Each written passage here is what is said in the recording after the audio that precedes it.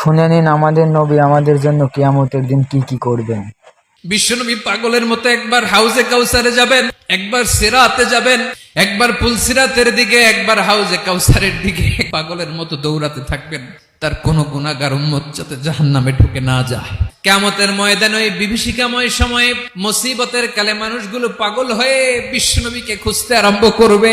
সবাই মিলে বিশ্বনবীর কাছে যে বলবে, ইয়া রাহমাতাল লিল আলামিন, দেখেন আমাদের কি অবস্থা, কি কঠিন বিপদে আমরা আছি, দাঁড়াতে পারি না, সূর্যের আলোতে ঘেমে হয়রান।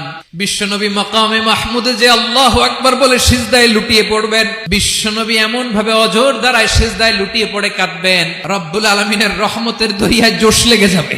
রব্বুল আলামিন এই দৃশ্য থেকে সহ্য করতে পারবেন না। রব্বুল আলামিন বলবেন, ইয়া মুহাম্মদ ইরফা রাসাক, ও নবী আপনি মাথা তোলেন, আপনার কান্না আমি সহ্য করতে পারি না, আজকে আপনি যা চাবেন তাই দেব। ওয়াশফা তুশাফা, যার জন্য সুপারিশ করবেন তার সুপারিশ কবুল করে নেব।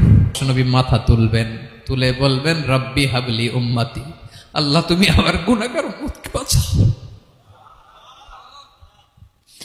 এই দুনিয়ার বুকে রব্বুল আলামিন সব নবীকে একটা করে দাওয়া মুস্তাজাবা দিয়েছেন, মানে যে দোয়া করলে কবুল হয়ে যায় সাথে সাথেই। দাও বিহা, দুনিয়ার সব নবীরা ওই দোয়াটা দুনিয়ায় করে ফেলেছে।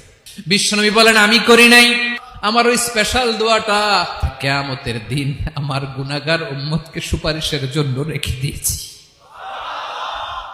আমার যে উম্মতের হৃদয়ে যাররা পরিমাণ ঈমান আছে, আমার একটা উম্মতকেও তুই জাহান্নামে ঢুকাতে পারবা না।